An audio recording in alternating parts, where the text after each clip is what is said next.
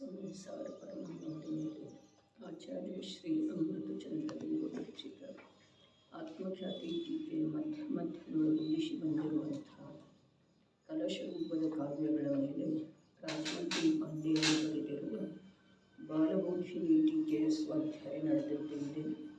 ನಿರ್ಜರ ಅಧಿಕಾರದ 8ನೇ ಕಲಶತೆ. ಏಕಜ್ಞಾಯಕ ಭಾವ ಸ್ವಾದಂ ಸಮಾಸಾದಯಂ ಸ್ವಾದಂ ದ್ವಂದ್ವಮಯಂ ವಿಧಾತುಮಸಃ ಸ್ವಾಂ ವಸ್ತು ವೃತ್ತಿಂ ವಿದಂ ಆತ್ಮಾತ್ಮಾನುಭವಾನುಭಾವವಿವಶೋ ಮೃಷದ್ವಿಶೇಷೋದಯಂ ಸಾಮಾನ್ಯಂ ಕಲಯಂ ಕಿಲೇಶ ಸಕಲಂ ಜ್ಞಾನಂ ನಯತೆ ಕಥಾಂ. ಮತ್ತೆ ಹೇಗಿದ್ದಾನೆ? ಸ್ವಾಂ ವಸ್ತುವೃತ್ತಿಂ ವಿದನ್, ತನ್ನ ದ್ರವ್ಯ ಸಂಬಂಧದ ಆತ್ಮನ ಶುದ್ಧ ಸ್ವರೂಪದಿಂದ ತದ್ರೂಪವಾಗಿ ಪರಿಣಮಿಸುತ್ತಿದ್ದಾನೆ.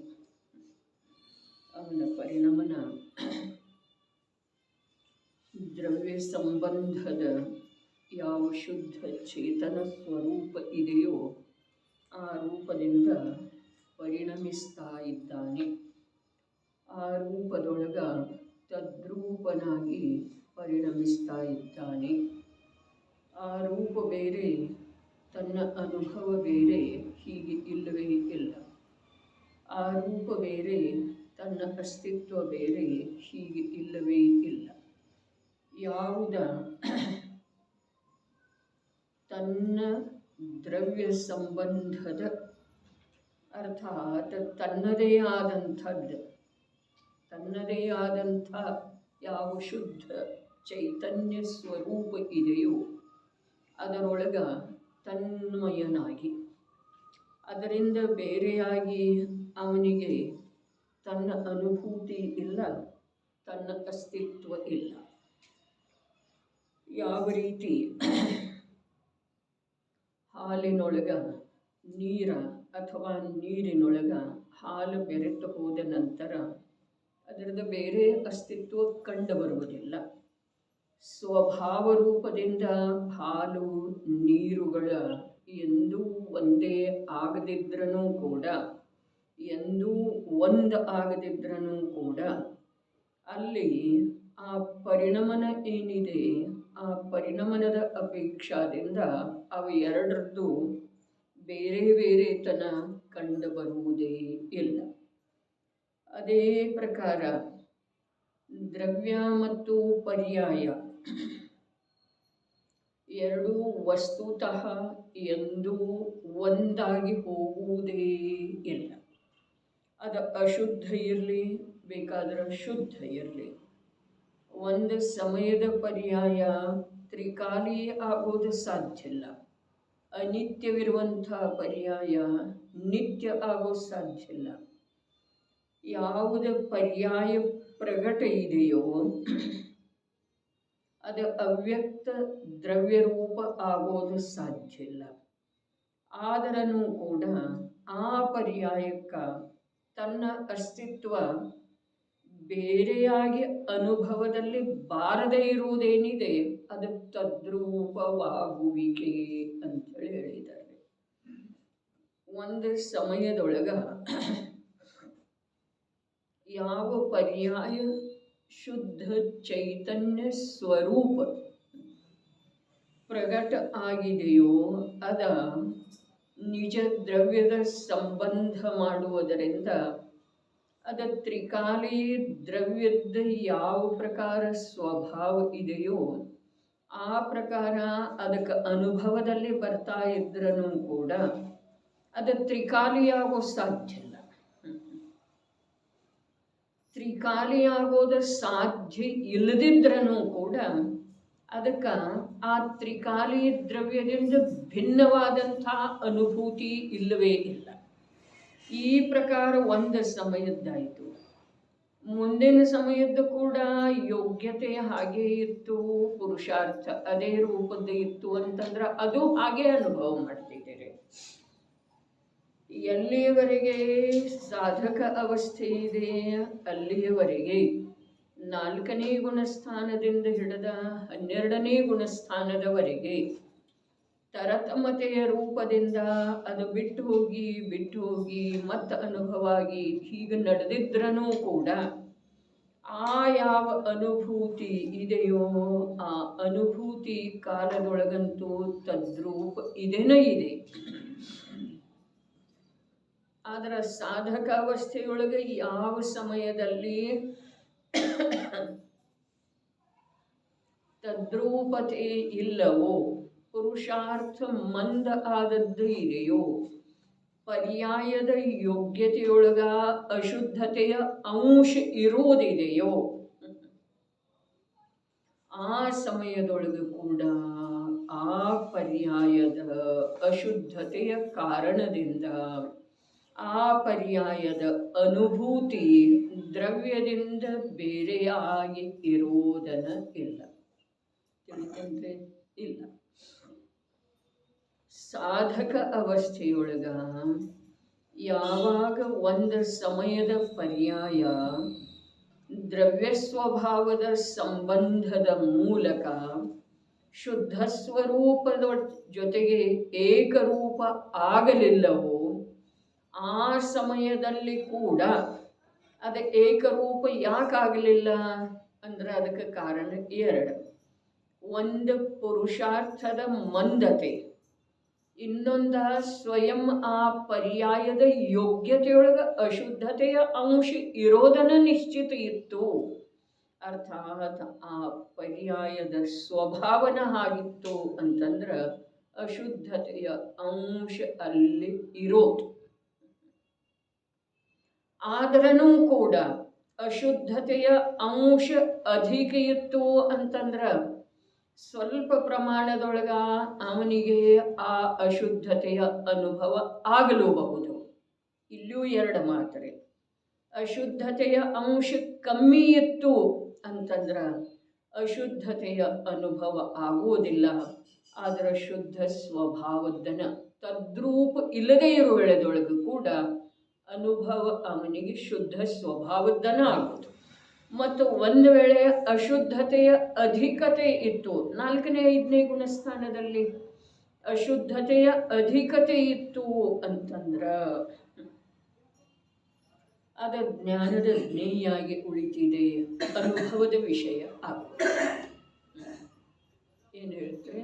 ಜ್ಞಾನದ ಜ್ಞೇಯಾಗಿ ಉಳಿತಿದೆ. ಯಾವುದ? ಪರ್ಯಾಯದೊಳಗ ಪರ್ಯಾಯದ್ದೇ ಆಗಿರುವಂಥ ಯೋಗ್ಯತೆಯ ಕಾರಣ ಯಾವ ಅಶುದ್ಧತೆ ಇದೆಯೋ ಆ ಅಶುದ್ಧತೆ ಅಧಿಕ ಪ್ರಮಾಣದಲ್ಲಿ ಇದ್ರೂ ಅಲ್ಲಿ ಶುದ್ಧ ಸ್ವರೂಪದ ತನ್ಮಯತೆಯ ರೂಪದ ಅನುಭೂತಿ ಇಲ್ಲದೇ ಇದ್ರೂ ಆ ಯಾವ ಅಶುದ್ಧ ರೂಪದ ಅನುಭೂತಿ ಆಗ್ತಿದೆಯೋ ಅದ ಜ್ಞಾನದ ಜ್ಞೇಯ ರೂಪ ಆಗಿ ಉಳಿತಿದೆ. ಅದ ತನ್ನ ಸ್ವಭಾವ ರೂಪ ಆಗುವುದಿಲ್ಲ ಅವನಿಗೆ. ಈ ಪ್ರಕಾರ ಯಾವಾಗ ಶುದ್ಧ ಸ್ವರೂಪದ ಜೊತೆಗೆ ಅಥವಾ ದ್ರವ್ಯ ಸಂಬಂಧದಿಂದ ಶುದ್ಧ ಸ್ವರೂಪದ ಜೊತೆಗೆ ತದ್ರೂಪನಾಗಿ ಪರಿಣಮನ ಮಾಡ್ತಾನೋ ಅದಂತೂ ಭೇದ ವಿಜ್ಞಾನದ ಫಲ ಇದೆ. ಮತ್ತು ಯಾವಾಗ ಪರ್ಯಾಯದಲ್ಲಿ ಅಶುದ್ಧತೆಯ ಅಂಶ ಅಧಿಕ ಅಥವಾ ಕಮ್ಮಿ ಇರ್ತಿದೆಯೋ ಆ ಸಮಯದೊಳಗೂ ಕೂಡ ಅವನಲ್ಲಿ ಭೇದ ವಿಜ್ಞಾನ ಕಾರ್ಯ ಮಾಡ್ತಾ ಇರ್ತಿದೆ. ಅಧಿಕ ಇದ್ರೂ ಕೂಡ ಅದರ ಅನುಭೂತಿ ಅನಿವಾರ್ಯ ಇದ್ರೂ ಅವನು ದುರ್ಬಲ ಆಗಿದ್ದಾನಲ್ಲ, ಅದರ ಅನುಭೂತಿ ಅನಿವಾರ್ಯವಿದ್ರೂ ಕೂಡ ಆ ಅನುಭೂತಿಯೊಳಗೆ ಬರುವಂಥ ಯಾವ ಅಶುದ್ಧತೆ ಇದೆ ಅದನ್ನು ಅವ ಜ್ಞೇಯ ರೂಪದಿಂದ ತಿಳಿತಾನೆ ವಿನಃ ಅದರ ಜೊತೆಗೆ ಏಕತೆಯ ಅನುಭವ ಅವನಿಗೆ ಆಗುವುದಿಲ್ಲ. ಇನ್ನು ಅಶುದ್ಧತೆಯ ಅಲ್ಪ ಇರುವೆಳದೊಳಗ ಅದರ ಬಲ ಕಮ್ಮಿ ಇರುವ ಕಾರಣ ಅವನಿಗೆ ಶುದ್ಧ ಸ್ವರೂಪದ್ದೇ ಅನುಭವದ ಮುಖ್ಯತೆ ಇದೆ. ಅಂದ್ರೆ ಈ ಎರಡೂ ಸ್ಥಾನದೊಳಗೆ ಅವನದೇನಿದೆ, ಭೇದ ವಿಜ್ಞಾನದ ಕಾರ್ಯ ನಡೆದಂತೆ ಇದೆ. ಆ ಭೇದ ವಿಜ್ಞಾನ ಏನಿದೆ ಅದು ಮಿಥ್ಯಾತ್ವದ ಭೂಮಿಕೆಯಿಂದ ಹಿಡಿದು, ಅರ್ಥಾತ್ ಯಾವಾಗ ಸ್ವಭಾವದ ಪ್ರಾಪ್ತಿಯ ಸಲುವಾಗಿ ಜೀವ ಉದ್ಯಮ ಮಾಡ್ತಾನೋ ಅದ ಭೇದ ಜ್ಞಾನ ರೂಪದ್ದನ್ನು ಮಾಡ್ತಾನೆ.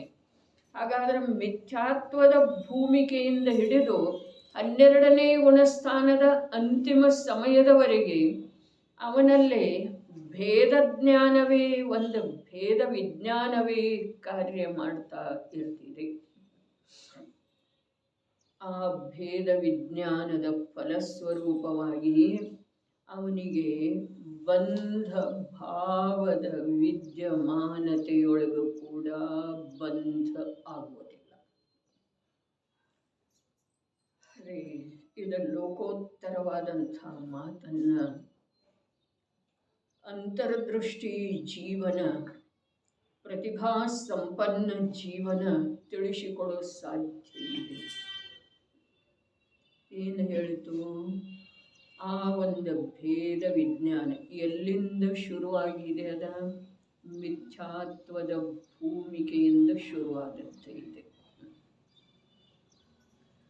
4ನೇ ಗುಣಸ್ಥಾನ ಬರುವ ಸಲುವಾಗಿ, ತನ್ನ ಸ್ವರೂಪದ ಅನುಭೂತಿಯ ಸಲುವಾಗಿ, ಸಂಸಾರ ಮಾರ್ಗದಿಂದ ಭಿನ್ನ ವಿರುದ್ಧ ಇರುವಂಥ ಮೋಕ್ಷ ಮಾರ್ಗದೊಳಗೆ ಬರುವ ಸಲುವಾಗಿ ಯಾವುದು ಇದೆಯೋ ಅದರಲ್ಲಿ ವಸ್ತು ರೂಪದಿಂದ ಯಾವುದು ಮೂಲತಃ ಭಿನ್ನ ಇದೆಯೋ, ದೃಷ್ಟಾಂತ ಏನು ಹೇಳಿದ್ದಿತ್ತು? ಹಾಲಿನೊಳಗ ನೀರನ್ನ, ನೀರಿನೊಳಗ ಹಾಲನ್ನ ಸಮ ಪ್ರಮಾಣದಲ್ಲಿ ಬೆರೆಸಿದರನೂ ಕೂಡ ವಸ್ತುತಃ ಹಾಲು ನೀರಾಗುವುದಿಲ್ಲ, ನೀರು ಹಾಲಾಗುವುದಿಲ್ಲ. ಆದ್ರೆ ಹಾಲಿನಿಂದ ನೀರ, ನೀರಿನಿಂದ ಹಾಲ ಬೇರೆಯಾಗಿ ಕಂಡು ಬರುವುದಿಲ್ಲ, ಬೇರೆ ಇರುವುದೇ ಇಲ್ಲ ಅಲ್ಲಿ ಸತ್ತಾರೂಪದಿಂದ. ಸರಿ, ಅದೇ ಪ್ರಕಾರ ಈ ಮಿಥ್ಯಾತ್ವ ದಶೆಯೊಳಗ ಸಮ ಪ್ರಮಾಣದಿಂದ ಇದೆ ರೀ. ಏನಿದೆ? ಸಂಜ್ಞಿ ಪಂಚೇಂದ್ರಿಯಕ್ಕೆ ಬಂದ ನಂತರ ಸಮ ಪ್ರಮಾಣದಿಂದ ಇದೆ. ಶುದ್ಧ ಸ್ವರೂಪದ ಪ್ರಕಟತೆನೂ ಇದೆ ಮತ್ತು ವಿಕಾರಿ ಭಾವನೂ ಇದೆ. ಎರಡೂ ಸಮ ಪ್ರಮಾಣದಲ್ಲಿ ಅದವ್ರೆ. ಕೆಳಗಿನ ಭೂಮಿಕೆಯೊಳಗ ಅದು ವಿಷಮ ಪ್ರಮಾಣ, ಅರ್ಥಾತ್ ವಿಕಾರದ ಅಧಿಕತೆ ಇದೆ ಮತ್ತು ಸ್ವಭಾವದ ಪ್ರಕಟತೆ ಕಮ್ಮಿ ಕಮ್ಮಿ ಕಮ್ಮಿ ಇದೆ, ಕೆಳಗೆ ಹೋದ ಹಾಗೆ. ಆದರೆ ಸಂಜ್ಞಿ ಪಂಚೇಂದ್ರಿಯದೊಳಗ ಸಮ ಪ್ರಮಾಣದೊಳಗೆ ಇದೆ. ಏನ? ಚೈತನ್ಯದ ಸ್ವರೂಪ ಪ್ರಕಟ ಇರೋದ ಮತ್ತು ವಿಕಾರದ ವಿದ್ಯಮಾನತೆ ಇರೋದ ಎರಡೂ ಸಮ ಪ್ರಮಾಣದೊಳಗೆ ಇದೆ. ಅದನ್ನು ಬೇರೆ ಬೇರೆಯಾಗಿ ಕಂಡುಹಿಡಿಯಲಿಕ್ಕೆ ಬರುವುದಿಲ್ಲ. ಆದರೆ ಯಾವ ಪ್ರಕಾರ ನೀರ ಮತ್ತು ಹಾಲನ್ನು ಸಮ ಪ್ರಮಾಣದಲ್ಲಿ ನಾವೇ ಒಂದು ಪಾತ್ರೆಯೊಳಗೆ ಬೆರೆಸಿರುವಂಥವರಿಗೆ ಜ್ಞಾನ ಇದೆಯಲ್ಲ, ಅದ ಇದರಲ್ಲಿ ಇಷ್ಟು ನೀರು ಇದೆ, 2 ಗ್ಲಾಸ್ ಪ್ರಮಾಣದ ಆ ಹಾಲಿನೊಳಗ 1 ಗ್ಲಾಸ್ ಪ್ರಮಾಣ ನೀರು ಇದೆ, 1 ಗ್ಲಾಸ್ ಪ್ರಮಾಣ ಶುದ್ಧ ಹಾಲು ಇದೆ. ಈ ಪ್ರಕಾರ ಜ್ಞಾನ ಇದೆ ರೀ. ಆದ್ರೆ ಅದನ್ನು ಬೇರೆ ಬೆರೆಸುವಳೆದೊಳಗೆ ಬೆರೆಸಿದ್ದ ಇದೆ, ಆದ್ರೆ ಬೇರೆ ಮಾಡಲಿಕ್ಕೇನೆ ಬರುವುದಿಲ್ಲ ಅಲ್ಲಿ, ಅದು ಬೇರೆ ಕಂಡನೆ ಬರುವುದಿಲ್ಲ. ಅದೇ ಪ್ರಕಾರ ಚೈತನ್ಯ ಸ್ವರೂಪ ಯಾವುದು ಪ್ರಕಟ ಇದೆಯೋ ಅದು ವಿಕಾರದ ಜೊತೆಗೆ ತಾನಾಗೇನ ಒಂದಾದದ್ದು ಇದೆ, ಅದನ್ನು ಬೇರೆ ಮಾಡಲಿಕ್ಕೇನೆ ಬರುವುದಿಲ್ಲ. ಅದರಿಂದ ಚೈತನ್ಯ ಸ್ವರೂಪ ಬೇರೆ ಕಾಣಿಸೋದನ್ನೇ ಇಲ್ಲ, ಇಲ್ಲನ ರೀ ಆ ಸಮಯದೊಳಗ. ಆದ್ರೂ ಕೂಡ ಸರ್ವಜ್ಞ ಪ್ರಭುವಿನ ಆದೇಶದ ಅನುಸಾರ, ಆಜ್ಞೆಯ ಅನುಸಾರ ಅಲ್ಲಿ ಚೈತನ್ಯ ಇದೆ, ಚೈತನ್ಯ ಇದೆ. ಆ ಚೈತನ್ಯ ಆ ವಿಕಾರವನ್ನ ವಿಕಾರದ ಜೊತೆಗೆ ಇದ್ದುಕೊಂಡನ ತಿಳಿಯೋದು ಸಾಧ್ಯ ಇದೆ ಅಂಥೇಳಿ ಸರ್ವಜ್ಞರ ಆಜ್ಞೆ ಇದೆ. ಏನು ಹೇಳ್ತು? ಚೈತನ್ಯದ ಜೊತೆಗೆ ವಿಕಾರ ಇದೆ, ಆ ವಿಕಾರದ ಜೊತೆಗೆ ಚೈತನ್ಯ ತಾನಾಗೇ ಏಕತೆ ಮಾಡಿದ್ರನೂ ಕೂಡ ಅದರೊಳಗೆ ಸಾಮರ್ಥ್ಯ ಇದೆ. ಆ ವಿಕಾರವನ್ನ ತನ್ನಿಂದ ಬೇರೆ ಅಂಥೇಳಿ ತಿಳಿದುಕೊಳ್ಳುವ ಸಾಮರ್ಥ್ಯ ಇದೆ. ಇದನ್ನು ಯಾರು ಹೇಳಿದರು? ಸರ್ವಜ್ಞ ಪ್ರಭು ಹೇಳಿದರೆ. ಹಾಗಾದರೆ ಅದರ ವಿಶ್ವಾಸದ ಮೇರೆಗೆ, ಆ ವಚನದ ವಿಶ್ವಾಸದ ಮೇರೆಗೆ ಜೀವ ಒಂದು ವೇಳೆ ಆ ಎರಡನ್ನು ಬೇರೆ ಮಾಡುವ ಉದ್ಯಮದೊಳಗ ತೊಡಗಿದ ಅಂತಂದ್ರೆ ಕ್ರಮದಿಂದ ಏನಾಗ್ತಿದೆ? ವಿಕಾರದ ಬಲ ಕಮ್ಮಿ ಆಗ್ತಿದೆ. ಇನ್ನೂ ಚೈತನ್ಯದ ಅನುಭವ ಆಗಿಲ್ಲ, ಆದರೆ ವಿಕಾರದ ಬಲ ಕಡಿಮೆ ಆಗ್ತಿದೆ. ಚೈತನ್ಯದ ಬಲ, ಪ್ರಗಟ ಚೈತನ್ಯದ ಬಲ ಅಧಿಕ ಆಗ್ತಿದೆ. ಒಂದು ಸಮಯ ಆ ಪ್ರಗಟ ಚೈತನ್ಯದ ಬಲದ ಅಧಿಕತೆ ಏನಿದೆಯಲ್ಲ, ಅದ ನಿಜವಾಗಿ ಸರ್ವಜ್ಞ ಪ್ರಭುವಿನ ಆದೇಶದ ಪ್ರಕಾರ ವಿಕಾರವನ್ನ ಅಭಾವ ಮಾಡಿ, ಇರುವಿಕೆಯ ಅಭಾವ ಅಲ್ಲ, ವಿದ್ಯಮಾನತೆಯೊಳಗ ಗೌಣ ರೂಪದ ಅಭಾವ ಮಾಡಿ ಸ್ವಭಾವದ ಅನುಭೂತಿ ಮಾಡ್ತಿದೆ. ಅಂದ್ರೆ ಎಲ್ಲಿಂದ ಭೇದ ವಿಜ್ಞಾನ ಶುರುವಾಗಿದೆ? ಈ ಅನುಭೂತಿಗಿಂತ ಮುಂಚೆ ಅದೆಷ್ಟೋ ಕಾಲದಿಂದರೆ. ಹಾಗಾದ್ರೆ ಆ ಭೇದ ವಿಜ್ಞಾನ ಎಲ್ಲಿಯವರೆಗೆ ಇರ್ತಿದೆ? 12ನೇ ಗುಣಸ್ಥಾನದ ಅಂತಿಮ ಸಮಯದವರೆಗೆ ಇರ್ತಿದೆ. ಹಾಗಾದ್ರೆ ಆ ಭೇದ ವಿಜ್ಞಾನದ ಫಲಸ್ವರೂಪವಾಗಿ ಸ್ವಯಂ ಜೀವ ಏನಾಗ್ತಾನೆ? ಅನಂತ ಚತುಷ್ಟಯ ರೂಪದಿಂದ ವಿರಾಜಮಾನ ಆಗ್ತಾನೆ. ಅಷ್ಟ ಕರ್ಮಗಳನ್ನು ನಷ್ಟ ಮಾಡಿ ಸಿದ್ಧಾಲಯದೊಳಗೆ ಹೋಗಿ ಅನಂತ ಕಾಲದವರೆಗೆ ನಿರಾಕುಲ ಶಾಂತಿಯ ಸಾಗರದೊಳಗ ವಿಶ್ರಮಿಸ್ತಾ ಉಳಿತಾನೆ. ಅನಂತ ನಿರಾಕುಲ ಸುಖದ ಅನುಭವದಿಂದ ಪರಿತೃಪ್ತ ಪರಿತೃಪ್ತ ಪರಿತೃಪ್ತ ಆಗಿ ಹೋಗ್ಬಿಡ್ತಾನೆ. ಅಂಥ ಭೇದ ಜ್ಞಾನಕ್ಕ ಇಲ್ಲಿ ಶುರುವಾತ ಮಾಡುತ್ತಿದೆ. ಅವರಲ್ಲಿ ಆರಂಭ ಆದದ್ದಿದೆ. 4ನೇ ಗುಣಸ್ಥಾನದಿಂದ ಮೇಲ್ಪಟ್ಟು 4, 5, 6 ಅವರ ತಮ್ಮ ತಮ್ಮ ಸಾಮರ್ಥ್ಯದ ಅನುಸಾರ ಆ ಭೇದ ವಿಜ್ಞಾನದ ಪ್ರಯೋಗ ಮಾಡಿ ಅಲ್ಲಿ ಲಾಭಾನ್ವಿತ ಆಗ್ತಾ ಇದ್ದಾರೆ. ತಮ್ಮ ತಮ್ಮ ಸಾಮರ್ಥ್ಯದ ಅನುಸಾರ ಅವರು ಮುಂದೆ ಸಾಗ್ತಾ ಇದ್ದಾರೆ ಅಥವಾ ಮೇಲೆ ಸಾಗ್ತಾ ಇದ್ದಾರೆ. ಅದನ್ನೇ ನಾವು ಆದರ್ಶ ರೂಪದಿಂದ ಸ್ವೀಕಾರ ಮಾಡಿ ಅದೇ ಕಾರ್ಯವನ್ನು ನಾವು ಈ ಸಮಯದಲ್ಲಿ ಮಾಡುವುದಿದೆ. ಏನು ಹೇಳಿದರು? ತನ್ನ ದ್ರವ್ಯ ಸಂಬಂಧದ ಶುದ್ಧ ಸ್ವರೂಪದಿಂದ ಅವನು ಪರಿಣಮನ ಮಾಡ್ತಾ ಇದ್ದಾನೆ. ಇಷ್ಟ ಹೇಳಿದ ನಂತರ ಪರಿಣಮನ ಮಾಡುವಂಥ ಜೀವದ್ರವ್ಯದ ಸ್ವರೂಪ ತ್ರಿಕಾಲದಲ್ಲೂ ಶುದ್ಧ ಚೈತನ್ಯ ಇರುವೆಳೆದೊಳಗ, ನಾನು ಸ್ವಯಂ ಜೀವದ್ರವ್ಯ ಇರುವೆಳೆದೊಳಗ, ನನ್ನ ಸ್ವರೂಪ ತ್ರಿಕಾಲದಲ್ಲೂ ಶುದ್ಧ ಚೈತನ್ಯ ಇರುವೆಳೆದೊಳಗ, ನನ್ನಲ್ಲೇ ಯಾಕ ನನ್ನ ಸ್ವಭಾವದಿಂದ ಬೇರೆಯಾದಂಥ ದುಃಖ ಮತ್ತು ಆಕುಲತೆಗಳು ಕಾಣಿಸ್ತಾ ಇದ್ದಾವೆ, ಅನುಭವದಲ್ಲಿ ಬರ್ತಾ ಇದ್ದಾವೆ. ಇದನ್ನು ನಾವು ಈ ವಾಕ್ಯವನ್ನ ಎದುರಿಗಿಟ್ಕೊಂಡ ಪ್ರಯೋಗ ಮಾಡುವುದಿದೆ. ಯಾರಿಗೆ ಭವಸಮುದ್ರದಿಂದ ದಾಂಟೋದಿದೆಯೋ ಅವರು ಪ್ರತ್ಯಕ್ಷ ಪ್ರಯೋಗ ಮಾಡೋದಿದೆ. ಇವರೇನೋ ವಾಕ್ಯ ಹೇಳಿ ಹೋದರೆ, ಆದ್ರೆ ಆ ವಾಕ್ಯವನ್ನ ಅಥವಾ ಆ ವಾಕ್ಯದ ವಾಚ್ಯ ರೂಪದ ಸಾಧಕನನ್ನ ಆದರ್ಶವನ್ನಾಗಿ ಇಟ್ಕೊಂಡ ನಾವು ಸ್ವಯಂ ಕಾರ್ಯ ಮಾಡೋದಿದೆ. ಏನು ಹೇಳ್ತಾ ಇದ್ದಾರೆ ನಡೀರಿ. ಗ್ರಂಥದ ಅವಲೋಕನೆ. ಸ್ವಾಂ ವಸ್ತು ವೃತ್ತಿಂ ವಿದನ್ ತನ್ನ ದ್ರವ್ಯ ಸಂಬಂಧದ ಅರ್ಥಾತ್ ತಾನು ಸ್ವಯಂ ಏನಿದ್ದೇನೆ ವಿಶ್ವದೊಳಗ ಎಂದೂ ಉತ್ಪನ್ನ ಆಗದೇ ಇರುವಂಥ, ಎಂದೂ ನಾಶವಾಗದೇ ಇರುವಂಥ ದ್ರವ್ಯ ಇದ್ದೇನೆ.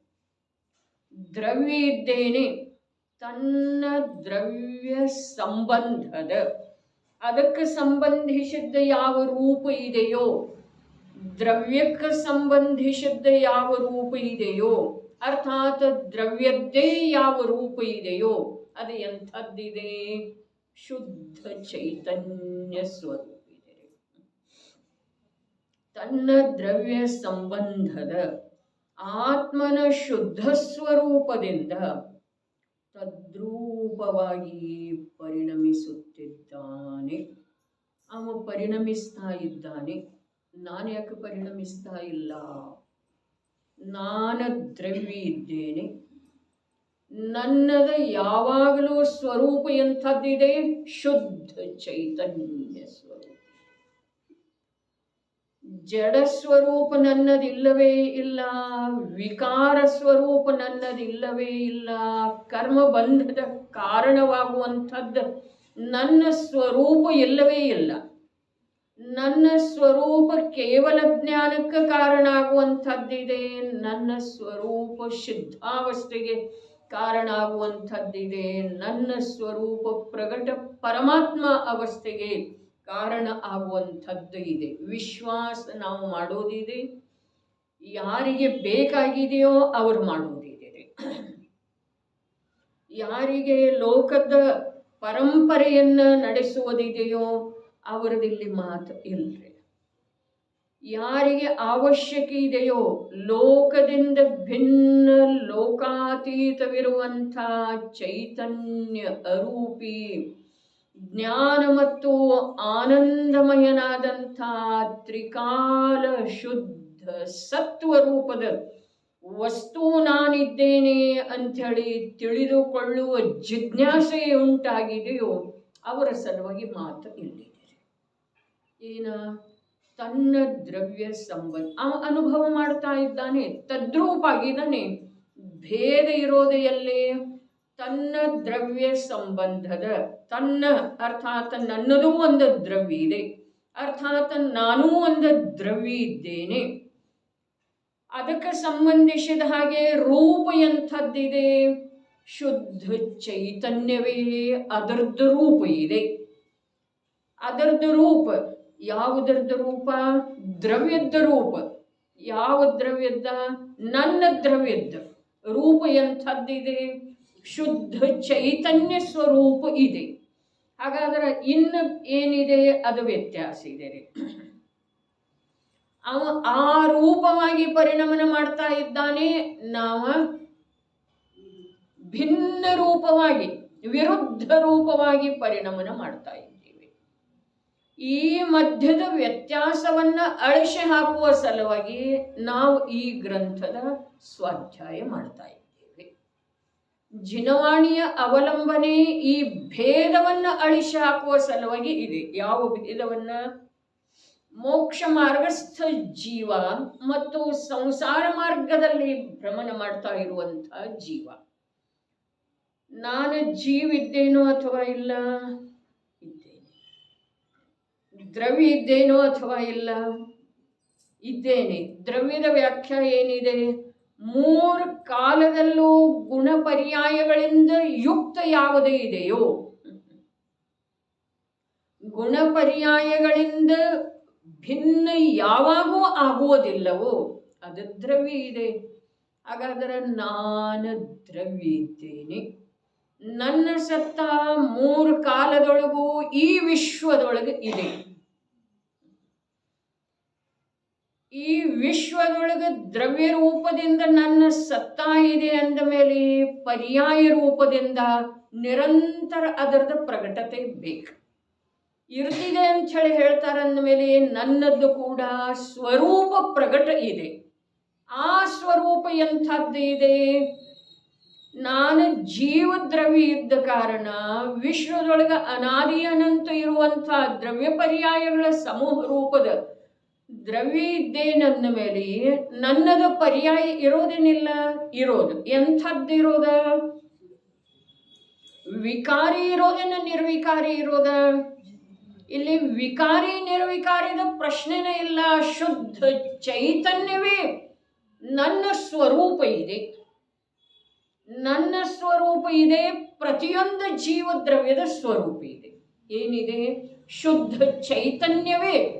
ಅರೆ, ಎದುರಿಗಿನ ಜೀವ ಕೂಡ ವಿಕಾರ ರೂಪವಾಗಿ ಪರಿಣಮಿಸ್ತಾ ಇರುವೆಳೆದೊಳಗ ಚೈತನ್ಯ ರೂಪವಾಗಿ ನೋಡುವ ಕಲೆಯನ್ನ ನಮ್ಮ ಸಾಧಕರು ಮಾಡ್ತಾ ಇದ್ದಾರೆ.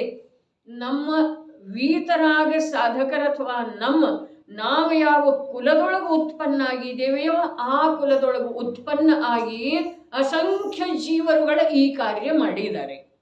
ಯಾವ ಕಾರ್ಯ?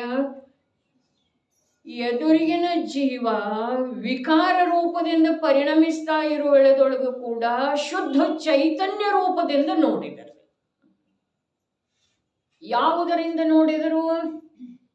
ಯಾವುದರಿಂದ ನೋಡಿದರೆ ತಮ್ಮನ್ನ ಆ ರೂಪ ಸ್ವೀಕಾರ ಮಾಡುವುದರಿಂದ, ಅನುಭವ ಮಾಡುವುದರಿಂದ, ಆ ಭೇದ ಜ್ಞಾನದ ಬಲದಿಂದ, ಆ ಸಮ್ಯ ಜ್ಞಾನದ ಬಲದಿಂದ ಅವರ ಸಮಸ್ತ ಜೀವರುಗಳನ್ನು ಹೇಗೆ ನೋಡಿದರು?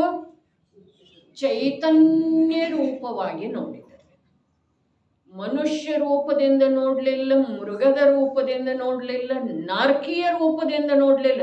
ಅರೆ, ನಾರ್ಕಿಯನ್ನ, ಮೃಗವನ್ನ, ಮನುಷ್ಯನನ್ನ ಎಲ್ಲವನ್ನೂ ಸಮಯದ ಪರ್ಯಾಯದ ಮೂಲಕ ನೋಡಬಹುದಾಗಿದೆ.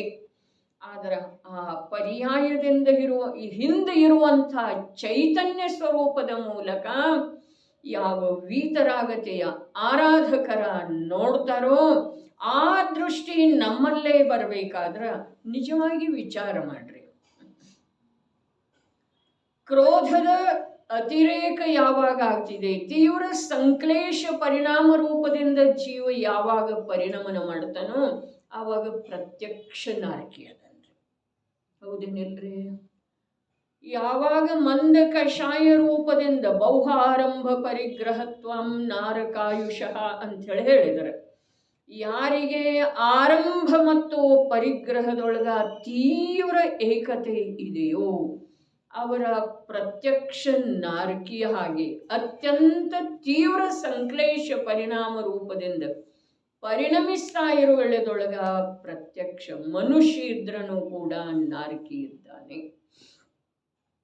ತೀವ್ರ ಮಾಯಾಚಾರ ರೂಪದಿಂದ ಪರಿಣಮಿಸ್ತಾ ಇರುವೆಳೆದೊಳಗ ಮನುಷ್ಯ ಇದ್ರನು ಕೂಡ ಅರೆ ಏನು ಹೇಳೋದ್ರಿ, ಮಂದಿರದೊಳಗೆ ಇರುವೆಳೆದೊಳಗೂ ಕೂಡ ಮಾಯಾಚಾರದ ಪರಿಣಾಮ ಇತ್ತು ಅಂತಂದ್ರೆ ಅವ ತಿರಿಯಂಚೇದನ್ರಿ. ಪ್ರತ್ಯಕ್ಷ ಮನಸ್ಸಿನಲ್ಲೊಂದು, ಮಾತಿನಲ್ಲೊಂದು, ಪರಿಣತಿಯೊಂದು ಬೇರೆ ಇರೋದು ಮಂದಿರದೊಳಗೆ ಇದೆಯೋ ಅಥವಾ ಇಲ್ಲ? ಅರಹಂತೆ ಶರಣಂ ಪವಜ್ಜಾಮಿ ಅಂಥೇಳಿ ಹೇಳೋದು ಮಾತ್ರ. ಮನುಷ್ಯನೊಳಗೆ ಒಂದು ಬೇರೆನೇ ಇದೆ, ಪರಿಣತಿಯೊಂದು ಬೇರೆನೇ ಇದೆ. ಇರ್ತಿದೆಯೋ ಅಥವಾ ಇಲ್ಲ ನೋಡ್ಕೊಳ್ಳೋದ್ರೆ. ಹಾಗಾದ್ರೆ ಅಲ್ಲಿ ನಾವು ಜಿನೇಂದ್ರ ಭಗವಂತರ ಉಪಾಸಕರ ಇದ್ದೇವೆಯೋ, ಅರಹಂತೆ ಶರಣಂ ಪವಜ್ಜಾಮಿ ಅಂಥೇಳಿ ಉಚ್ಚಾರಣೆ ಮಾಡುವಂಥ ಮನುಷ್ಯ ಇದ್ದೇವೆಯೋ ಅಥವಾ ಪ್ರತ್ಯಕ್ಷ ತಿರಿಯಂಚಿ ಇದ್ದೇವೆ? ಇದನ್ನು ನಾವು ನಮ್ಮಲ್ಲೇ ನಾವು ನೋಡೋದು.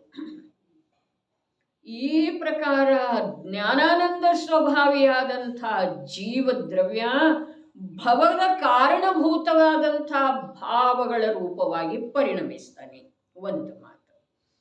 ಎರಡನೇ ಮಾತು ಇದೆ, ಇದನ್ನು ಮೊದಲು ಭೇದ ವಿಜ್ಞಾನದ ಮೂಲಕ ತನ್ನ ಜೀವವನ್ನ, ಜ್ಞಾನದರ್ಶನ ಸ್ವಭಾವಿಯಾದಂಥ ಜೀವವನ್ನ, ಆನಂದದ ನಿಧಾನ ಸ್ವರೂಪನಾದಂಥ ಜೀವ ನಾನಿದ್ದೇನೆ ಅನ್ನುವುದರ ಸ್ವೀಕಾರ ವಿಕಲ್ಪದೊಳಗೂ ಕೂಡ ಮಾಡಿರುವಂಥ ಜೀವ ಈ ಜೀವ, ಇಂಥ ಜೀವ 4 ಗತಿಗಳ ಭಾವರೂಪವಾಗಿ ಪರಿಣಮಿಸ್ತಾ ಇದ್ದಾನೆ. ಇದು ನಿಜವಾಗಿ ಎಂಥ ಅಪರಾಧ ಇದೆಯಲ್ಲ ಅಂಥೇಳಿ ತಮಗೆ ತಾವು ಕಂಡು ಬಂದು ತಮ್ಮಲ್ಲೇ ತಾವು ಭೇದ ವಿಜ್ಞಾನದ ಮೂಲಕ ಆ 4 ಗತಿಗಳಿಗೆ ಯೋಗ್ಯವಾದಂಥ ಭಾವಗಳನ್ನು ಬಿಟ್ಟುಕೊಟ್ಟು ಗತಿಯೋಗ್ಯ ಭವಯೋಗ್ಯ ಭಾವದ ಪರಿತ್ಯಾಗ ಮಾಡಿ ಯಾವುದು ಜೀವದ ತ್ರಿಕಾಲಿ ಸ್ವಭಾವಿದೆಯೋ ಜ್ಞಾನದರ್ಶನ ರೂಪದಿಂದ ತನ್ನನ್ನು ತಾನು ಕಂಡುಕೊಳ್ಳುವ, ತನ್ನ ಶ್ರದ್ಧೆ ತಾನು ಮಾಡುವ ಒಂದು ಸುಂದರವಾದಂಥ ಸಂಕಲ್ಪ ಪ್ರತಿಜ್ಞೆ ಜಿನೇಂದ್ರ ಭಗವಂತರ ಸಾನ್ನಿಧ್ಯದೊಳಗೆ ಮಾಡೋದಿದೆ. ಆ ಪ್ರಕಾರದ ಸಂಕಲ್ಪ ಪ್ರತಿಜ್ಞೆಯ ಮೂಲಕ ಆಮೇಲೆ ಅಭ್ಯಾಸ ಶುರು ಮಾಡುವುದಿದೆ. ಏನ ಭವಕ್ಕ ಕಾರಣೀಭೂತವಿರುವಂಥ ಭಾವದಿಂದ ಭಿನ್ನ ತ್ರಿಕಾಲಿ ಜ್ಞಾನದರ್ಶನ ಸ್ವಭಾವಿ ವಸ್ತು ನಾನಿದ್ದೇನೆ. ಈ ಪ್ರಕಾರದ ಭೇದ ಜ್ಞಾನ ನಿರಂತರ, ಈ ಪ್ರಕಾರದ ಭೇದದ ಜ್ಞಾನ, ಅವು ಎರಡರ ಮಧ್ಯದಲ್ಲಿರುವ ಭೇದದ ಜ್ಞಾನ ಬಿಟ್ಟು ಬಿಡದೆ ಎಷ್ಟು ಅಧಿಕವಾಗಿ ಆ ಜ್ಞಾನದ ವರ್ತನೆ ಆಗ್ತಿದೆಯೋ ಅಷ್ಟ ಈ ಜೀವ ಆ ಭವದ ಕಾರಣೀಭೂತ ಭಾವದಿಂದ ತನ್ನನ್ನು ಬೇರೆ ಮಾಡ್ತಾ ಮಾಡ್ತಾ ಮಾಡ್ತಾ ಮಾಡ್ತಾ ಏನಾಗ್ತಾನೆ, ಶುದ್ಧ ಜ್ಞಾನದರ್ಶನ ಸ್ವಭಾವದ ಜೊತೆಗೆ ಒಂದು ಸಮಯ ಅಭೇದ ಆಗ್ತಾನೆ. ಅದರ ಹೆಸರೇನಿದೆ? ಆತ್ಮನ ಅನುಭವನ್ರಿ, ರತ್ನತ್ರಯ ಮಾರ್ಗದ ಪ್ರಕಟತೆ ಅನ್ರಿ, ಅಥವಾ ಸಮ್ಯಕ್ ದರ್ಶನನ್ರಿ. ಹಾಗೆ ಸಮ್ಯಕ್ ದರ್ಶನ, ರತ್ನತ್ರಯ ಮಾರ್ಗದ ಪ್ರಕಟತೆ, ಆತ್ಮನ ಅನುಭವ ಒಂದು ಸಲ ಆಯಿತು ಅಂತಂದ್ರೆ ಆ ಭೇದ ಜ್ಞಾನದ ಕಲೆ ಅವನಿಗೆ ಹಸ್ತಗತ ಆಗ್ತಿದೆ. ಯಾವ ಭೇದ ಜ್ಞಾನ? ಅನುಭೂತಿಯ ಸಲುವಾಗಿ ಯಾವುದರ ಮೂಲಕ ಕೆಲಸ ಮಾಡಿದ್ದಲ್ಲ ಆ ಭೇದ ಜ್ಞಾನ ಅವನಿಗೆ ಏನಾಗ್ತಿದೆ? ರೂಢಿಯಾಗಿ ಬಿಡ್ತಿದೆ. ಅದರಿಂದ ಆತ ವಿಕಾರಿ ಭಾವಗಳ ಮಧ್ಯದೊಳಗೂ ಕೂಡ ಜ್ಞಾನದರ್ಶನ ಸ್ವರೂಪವನ್ನು, ಶುದ್ಧ ಚೈತನ್ಯ ಸ್ವರೂಪವನ್ನು ಅದು ತನ್ನ ರೂಪ ಇದೆ ರೀ. ಯಾವುದ? ಶುದ್ಧ ಚೈತನ್ಯ ಏನಿದೆ ಅದು ತನ್ನ ರೂಪ ಇದೆ. ಮತ್ತು ವಿಕಾರ ಏನಿದೆ ಅದು ಕರ್ಮದ ಸಂಯೋಗದಿಂದ ಆಗಿರುವಂಥ ವಿಕೃತ ರೂಪ ಇದೆ. ತನ್ನದೇ ಇದ್ರೂ ಕೂಡ ವಿಕೃತ ರೂಪ ಇದೆ. ಆ ರೂಪದಿಂದ ಸತತ ಭೇದ ವಿಜ್ಞಾನ ಮಾಡ್ತಾ ಮಾಡ್ತಾ ಇಲ್ಲೇನು ಹೇಳಿದ್ರು, ಈ ಪ್ರಕಾರ ಪ್ರವರ್ತಿಸ್ತಾ ಇರ್ತಾನೆ. ಯಾವ ಪ್ರಕಾರ? ತದ್ರೂಪತೆಯಿಂದ. ಯಾವುದರ ಜೊತೆಗೆ? ಆತ್ಮನ ಶುದ್ಧ ಸ್ವರೂಪದ ಜೊತೆಗೆ. ಯಾವ ಕಾರಣದಿಂದ? ಆತ್ಮನಿರುವ ಕಾರಣದಿಂದ, ಆತ್ಮ ಸಂಬಂಧದ ಆತ್ಮ ಇರುವ ಕಾರಣದಿಂದ ಅವನ ಸ್ವರೂಪ ಶುದ್ಧ ಚೈತನ್ಯವೇ ಇದೆ. ಅದರ ಜೊತೆಗೆ ತದ್ರೂಪ ಆಗ್ತಾನೆ. ಯಾವಾಗ ಆಗ್ತಾನೆ? ಯಾವಾಗ ಒಂದು ಸಲ ಭೇದ ಜ್ಞಾನದ ಅಭ್ಯಾಸದ ಬಲದಿಂದ ವಿಕಾರಗಳಿಂದ ರಹಿತವಾದಂಥ ಶುದ್ಧ ಚೈತನ್ಯ ಸ್ವರೂಪದ ಸಂಪೂರ್ಣ ಒಂದು ಸಮಯ ಅನುಭವ ಆಗ್ತಿದೆಯೋ ಆ ಅನುಭವದ ಫಲಸ್ವರೂಪವಾಗಿ ಅವ ಸದೈವ ಅದರಲ್ಲೇ ಪ್ರವೃತ್ತಿ ಮಾಡ್ತಾನೆ. ಏನು ಹೇಳಿದರ ವಾಕ್ಯ ನೋಡ್ರಿ, ಓದ್ರಿ. ದ್ರವ್ಯ ಸಂಬಂಧದ ಆತ್ಮನ ಶುದ್ಧ ಸ್ವರೂಪದಿಂದ ತದ್ರೂಪವಾಗಿ ಪರಿಣಮಿಸುತ್ತಿದ್ದಾನೆ. ಪರಿಣಮಿಸಿದ್ದಾನೇ ಇಲ್ಲ, ಪರಿಣಮಿಸುವನೂ ಇಲ್ಲ, ಪರಿಣಮಿಸುತ್ತಿದ್ದಾನೆ. ಯಾವಾಗ? ವರ್ತಮಾನದಲ್ಲಿ ಯಾವ ಶುದ್ಧ ಸ್ವರೂಪದ ಜೊತೆಗೆ ತದ್ರೂಪತೆಯಿಂದ ಪರಿಣಮನ ಮಾಡ್ತಾನೋ ಅವನ ಆ ಪರಿಣಮನದ ಫಲಸ್ವರೂಪವಾಗಿ ಭೂತಕಾಲದ ಕರ್ಮ ಅವನಿಗೆ ದುಃಖವೀಯುವುದರಲ್ಲಿ ಸಮರ್ಥ ಆಗುವುದಿಲ್ಲ. ಒಂದು ಮಾತು. ಎರಡನೇದ, ಭವಿಷ್ಯದೊಳಗ ದುಃಖದ ಕಾರಣವಿರುವಂಥ ಕರ್ಮ ಅವನ ಸತ್ತಾದ ಕಡೆಗೆ ಅಥವಾ ಅವನ ಕಡೆಗೆ ಬರುವುದಿಲ್ಲ. ಎಂಥ ಲಾಭ ಇದೆ ರೀ! ಒಂದು ಸಮಯದೊಳಗ, ವರ್ತಮಾನದ ಸಮಯದೊಳಗ, ಅರೆ ವರ್ತಮಾನದಲ್ಲಿನ ಕಾರ್ಯ ಮಾಡೋದಿದೆ, ನಾವು ಮಾಡೋದಿದೆ, ಪ್ರತಿಯೊಂದು ದ್ರವ್ಯ ಮಾಡ್ತಾ ಇದೆ. ಭೂತಕಾಲದ ಕಾರ್ಯ ಯಾವುದು ಇದೆಯೋ ಅದು ವರ್ತಮಾನದ ಕಾಲದ ಕಾರ್ಯಕ್ಕ ಅಡ್ಡಿ ಮಾಡುವುದಿಲ್ರಿ. ಯಾರು ಹೇಳಿದರು? ಯಾರು ಹೇಳಿದ್ರಿ ಇದನ್ನ? ಭೂತಕಾಲದ ಕಾರ್ಯ ಏನಿದೆ, ಭಲೆ ಕರ್ಮ ಇದೆ ರೀ, ರೋಗಮಯ ಶರೀರ ಇದೆ, ಅತ್ಯಂತ ಪ್ರತಿಕೂಲವಾದಂಥ ಮನುಷ್ಯಗೆ ವಿರುದ್ಧವಾದಂಥ ಸಂಯೋಗ ಇದೆ. ಆದ್ರೆ ಅದ ನಿನ್ನ ವರ್ತಮಾನ ಕಾರ್ಯಕ್ಕೆ ಯಾವ ಪ್ರಕಾರದಿಂದಲೂ ಬಾಧೆ ಮಾಡುವುದಿಲ್ಲ. ಯಾರು ಹೇಳಿದರು? ಪ್ರಾಗ್ ಭಾವ್, ಜಿನೇಂದ್ರ ಪ್ರಭುವಿನ ವಚನದೊಳಗೆ ಬಂದಿರುವಂಥ 4 ಅಭಾವಗಳಲ್ಲಿ ಪ್ರಾಗ್ ಭಾವ. ನಾವು ಪ್ರಾಗ್ ಭಾವವನ್ನು ಕಲ್ತಿದ್ದೇವೇನಿಲ್ರಿ? ವ್ಯಾಖ್ಯಾ ಪಾಠ ಮಾಡಿದೆವು ಅಥವಾ ಇಲ್ರಿ? ಏನಿದೆ ಪ್ರಾಗ್ ಭಾವದ ವ್ಯಾಖ್ಯಾ? ವ್ಯಾಖ್ಯಾ ಹೇಳ್ರಿ.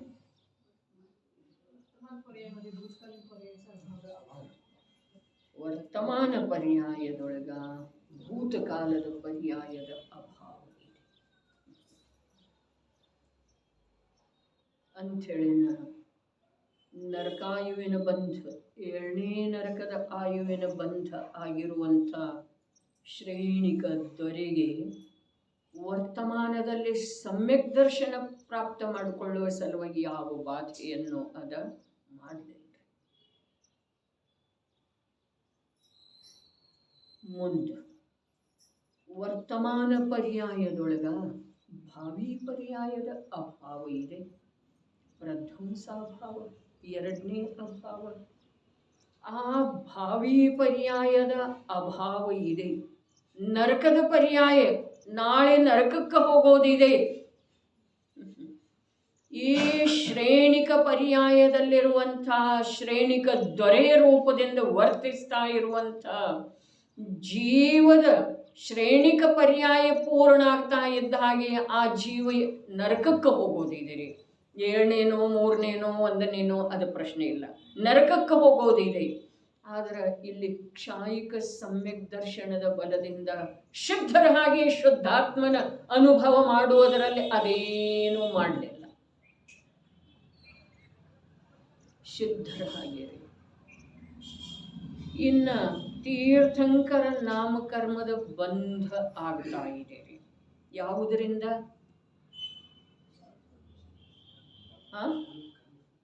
ಕ್ಷಾಯಿಕ ಸಮ್ಯಕ್ ದರ್ಶನದಿಂದ ತೀರ್ಥಂಕರ ನಾಮಕರ್ಮದ ಬಂಧ ಆಗ್ತಾ ಇದೆ. ಯಾವುದರಿಂದ?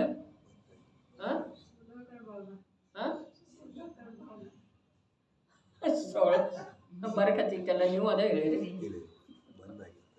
ಸೊಳಕಾರನ ಭಾವನಾ. ಅರೆ, ತೀರ್ಥಂಕರ ನಾಮಕರ್ಮದ ಬಂಧ ಆಗ್ತಾ ಇದೆ.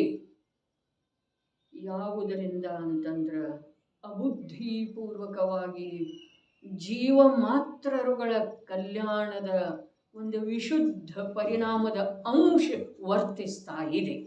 ಅವು ಎರಡೂ ಏನದವ್ರಿ? ಎರಡೂ ಏನದವು?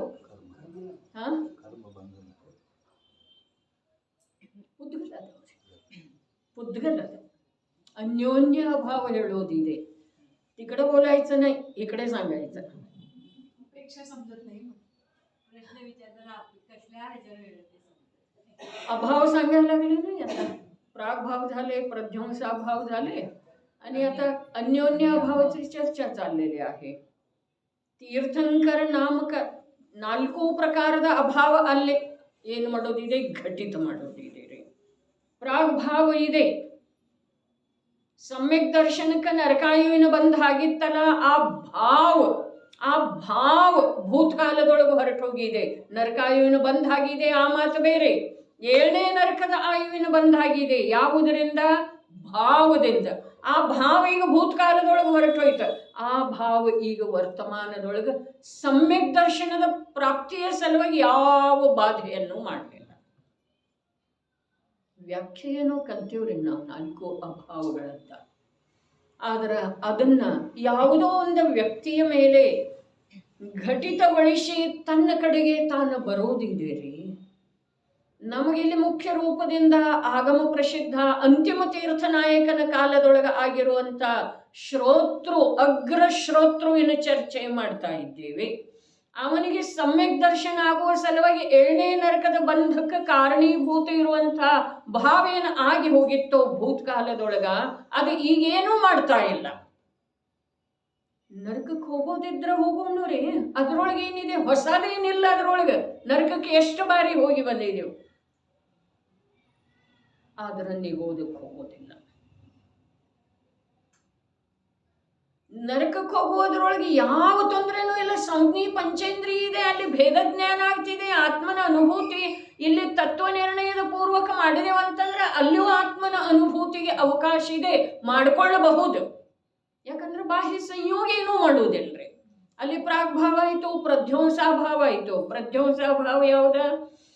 ನರಕದೊಳಗೆ ನಾಳೆ ಹೋಗುವುದಿದೆ. ಇಲ್ಲಿಂದ ಪೂರ್ಣ ಆದ ನಂತರ, ಈ ಶ್ರೇಣಿಕನ ಭವ ಪೂರ್ಣ ಆದ ನಂತರ ಆ ಜೀವ ನರಕಕ್ಕೆ ಹೋಗವದನ.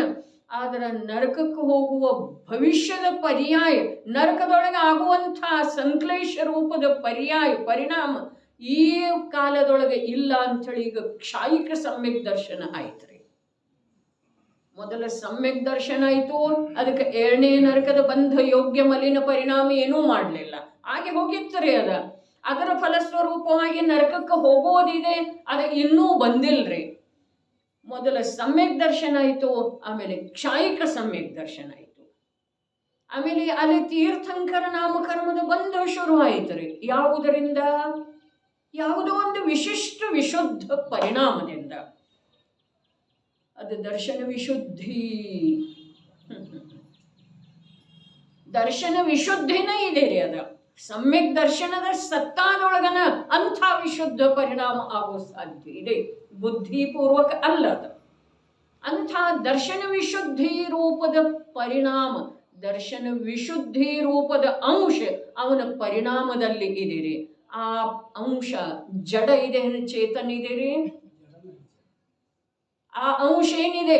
ಪುದ್ಗಲ ಇದೆ ರೀ. ಮತ್ತು ಅಲ್ಲಿ ತೀರ್ಥಂಕರ ನಾಮಕರ್ಮದ ಬಂಧ ಆಗ್ತಾ ಇದೆ, ಅದೇನಿದೆ? ಪುದ್ಗಲ ಇದೆ. ಎರಡೂ ಏನದವು? ಅನ್ಯೋನ್ಯ ಅಭಾವ ರೀ. ಒಂದರದು ಇನ್ನೊಂದರಲ್ಲಿ ಅವುಗಳದ್ದೇ ಅಭಾವ. ಇದರಿಂದ ಅದು ಆಗ್ತಾ ಇದೆ, ಆದರೆ ಇದರದ್ದು ಅದರೊಳಗೆ ಅಭಾವ, ಅದರದ್ದು ಇದರೊಳಗೆ ಅಭಾವ. ಮತ್ತು ಅವು ಎರಡರದ್ದು ಇವನೊಳಗೆ ಅಭಾವ. ಅದು ಅತ್ಯಂತ ಅಭಾವ ರೀ.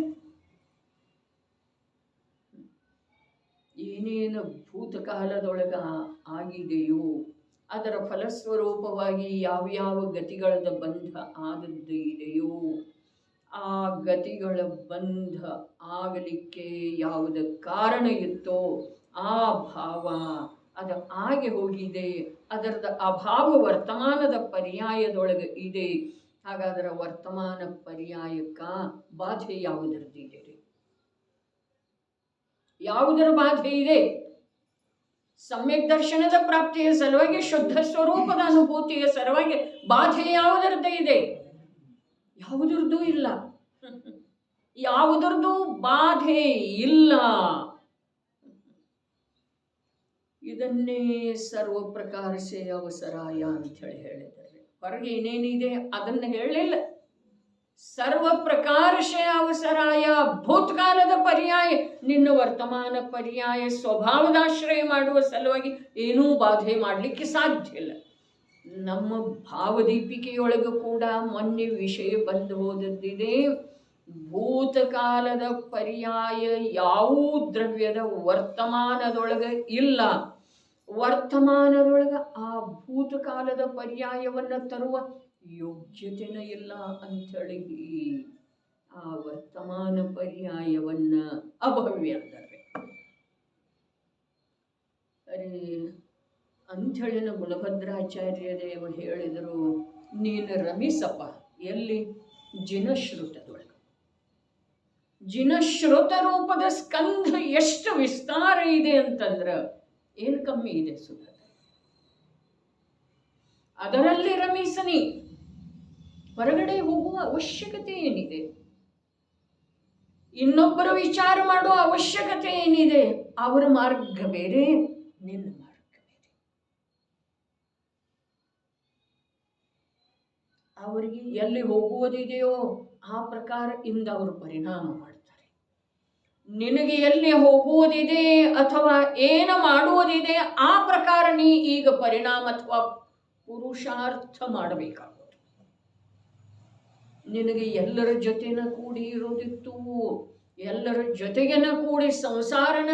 ಅರೆ ಪರಮಾತ್ಮ ಪ್ರಕಾಶದೊಳಗೆ ಯೋಗಿಂದು ದೇವ ಹೇಳಿದರು, ಯಾವ ಜೀವ ಸ್ವರೂಪದ ಪ್ರಾಪ್ತಿ ಮಾಡಿಕೊಳ್ತಾನೋ, ಯಾವ ಜೀವ ಸ್ವರೂಪದಲ್ಲಿ ಸ್ಥಿರತೆ ಮಾಡ್ತಾನೋ, ಯಾವ ಜೀವ ಆ ಸ್ವರೂಪ ಸ್ಥಿರತೆಯ ಮೂಲಕ ಮೋಕ್ಷಕ್ಕೆ ಹೊರಟೋಗ್ತಾನೋ ಅವನು ಸಂಸಾರವನ್ನು ವಿಕಲ ಮಾಡ್ತಾನ ಅಂತ ಹೇಳಿ.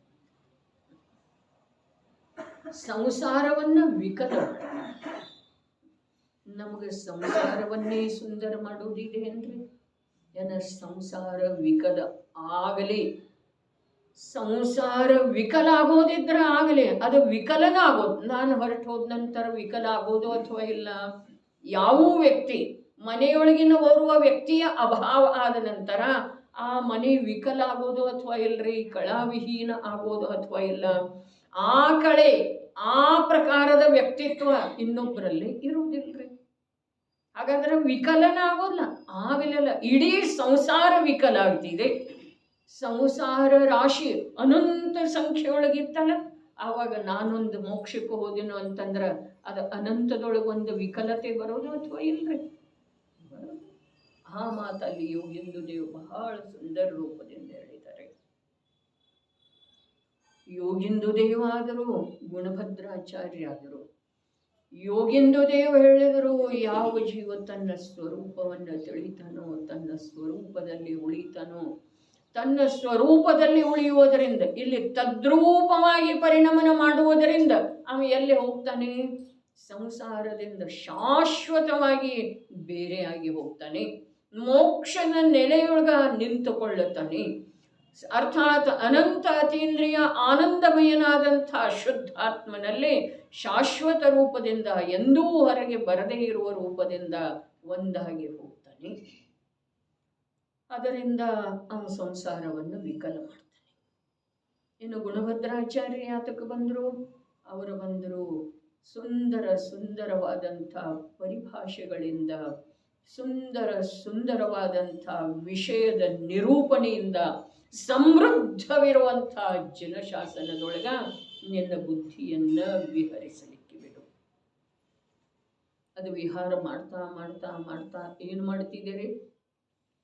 ಜಿನಶ್ರುತದೊಳಗೆ ವಿಹಾರ ಮಾಡ್ತಾ ಸುಂದರವಾದಂಥ ಪರಿಭಾಷೆ, ಸುಂದರವಾದಂಥ ವಿಷಯಗಳನ್ನು ಒಳಗೊಂಡಿರುವಂಥ ಶ್ರೇಣಿಕನ ಕಥೆಯಷ್ಟು ಸುಂದರ, ರಾಮನ ಕಥೆಯಷ್ಟು ಸುಂದರ, ಆತ್ಮನ ಕಥೆಯಷ್ಟು ಸುಂದರ, ಶುದ್ಧ ಭಾವದ ಕಥೆಯಷ್ಟು ಸುಂದರ. ಇದನ್ನೆಲ್ಲ ಅದರಲ್ಲೇ ರಮಿಸ್ತಾ ರಮಿಸ್ತಾ ರಮಿಸ್ತಾ ಕ್ರೀಡಿಸ್ತಾ ಈ ಜೀವ ಏನು ಮಾಡ್ತಾನ್ರಿ?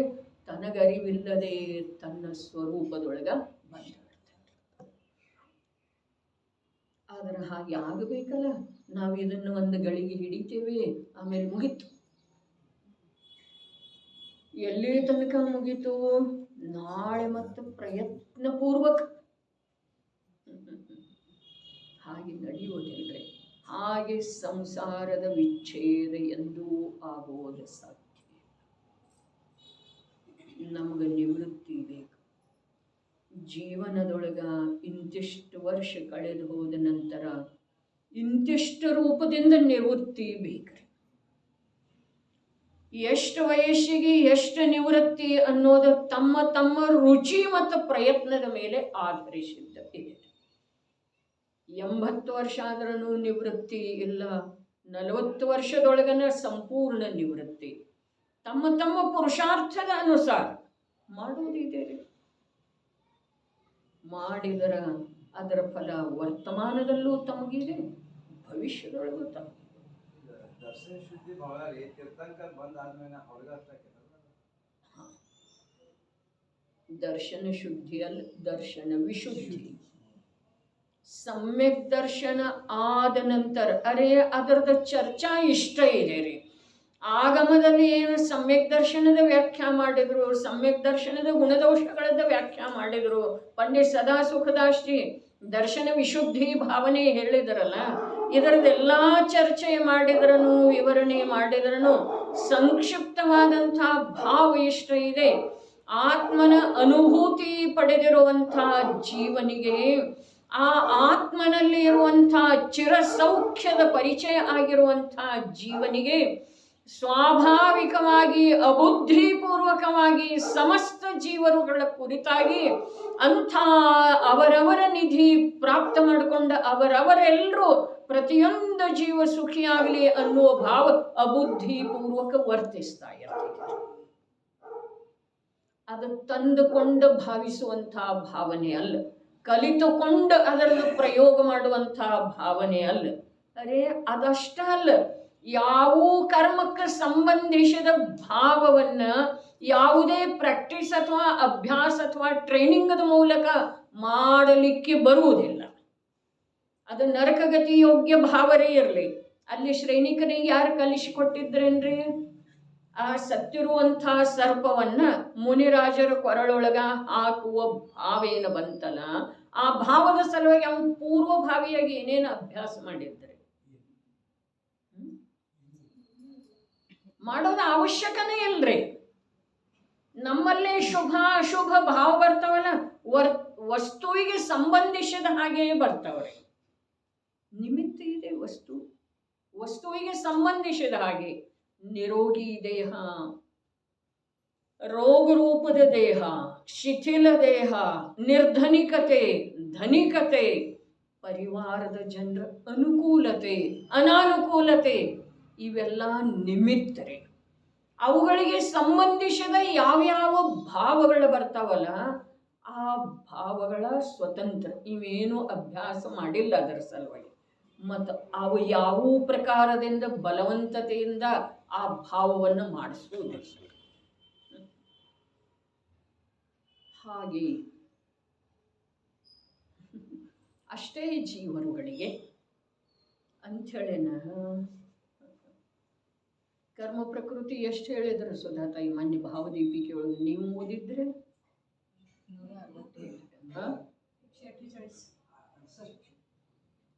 ನೀವು ಓದಿದ್ರಿ ಅಂತ ಹೇಳಿ ಕೇಳ್ತಾ ಇದ್ದೇನೆ. 168 148 148 ಎಲ್ಲ ಶಾಸ್ತ್ರಗಳಲ್ಲಿ ಇರುವಳ್ಳೆದೊಳಗೆ ಅಲ್ಲಿ 168 ಯಾಕೆ ಹೇಳಿದ್ರು? ಎಲ್ಲ ಕುದ್ಗಲನ ಅದವ್ರು. ಅವು ಎಲ್ಲ ಜೀವಗಳಿಗೆ ಕಟ್ಟೋದನ್ನ ಇಲ್ರಿ.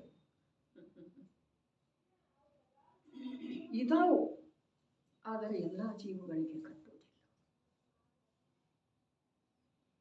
ಅದಕ್ಕೆ ಆಗಮದ ಅಭ್ಯಾಸ ನಿಜವಾಗಿನ ಜಿಜ್ಞಾಸಾ ಕಾರಣನೂ ಇದೆ ಮತ್ತು ಸಂತೋಷಕಾರಕನೂ ಇದೆ. ಆಗಮದ ಅಭ್ಯಾಸ ಮಾಡಬೇಕು. ಆಗಮದ ಅಭ್ಯಾಸ ಇಲ್ಲದ ಮನುಷ್ಯನ ಜೀವನ ನಿಜವಾಗಿ ಅತ್ಯಂತ ಹೀನ ಇದೆ, ತುಚ್ಛ ಇದೆ. ಯಾವುದೋ ಒಂದು ಮಾತನ್ನು ತಿಳ್ಕೊಂಡ ನಾನು ಆಗಮೆಲ್ಲ ತಿಳ್ಕೊಂಡನು ಅನ್ನೋ ಮಾತು. ಆಗಮ ಮೊನ್ನೆ ಹೇಳಿದ್ದಿತ್ತು, ಸಾಕಷ್ಟು ಗ್ರಂಥಗಳು ಬಂದಿದ್ದಾವೆ, ಆದ್ರೆ ಅವ ಆಗಮ ಸಾಗರದ ಒಂದು ಬಿಂದು ಮಾತ್ರ ಅದಾವ್ರೆ. ಇಷ್ಟೆಲ್ಲ ಏನು ಅದಾವಲ್ಲ, ಇಲ್ಲಿ ಒಂದು ಬಿಂದು ಮಾತ್ರ. ಆದ್ರ ಆಗಮ ಸಾಗರ ಏನಿದೆ ಅಲ್ಲ ಸುಧಾ ತಾಯಿ, ಇನ್ನು ಮುಂದಿನ ಮಾತು ಹೇಳೋದಿದೆ. ಉಪಲಬ್ಧ ಗ್ರಂಥ ಏನದವು ಅವ ಆಗಮ ಸಾಗರದ ಬಿಂದು ಮಾತ್ರ ಅದಾವ್ರೆ. ಇನ್ನು ಆಗಮ ಸಾಗರ ಏನಿದೆ ಅಲ್ಲ, ಈ ಆತ್ಮನ ಜ್ಞಾನದೊಳಗಿಂದ ಬಿಂದು ಮಾತ್ರ ಇದೆ. ಅದರ ಸಲುವಾಗಿ ಆ ಜ್ಞಾನ, ಆ ಆಗಮ, ನಮ್ಮ ಜೀವನ, ನಮ್ಮ ರುಚಿ ಎಲ್ಲ ಎಲ್ಲೆಲ್ಲಿ ಅದಾವು ಒಂದಿಷ್ಟು ನೋಡೋದ, ಮತ್ತು ಉಪಯೋಗ ಮಾಡ್ಕೊಳ್ಳೋದಿತ್ತಂದ್ರೆ ಮಾಡ್ಕೊಳ್ಳೋದ, ಇಲ್ಲ ಅಂತಂದ್ರೆ ಅನಂತ ಕಾಲ ಮತ್ತು ನಮ್ದು ಹೀಗೆ ಹೋಗೋದಿದೆ. ಇದರೊಳಗೆ ಯಾವ ಸಂದೇಹನೂ ಇಲ್ಲ.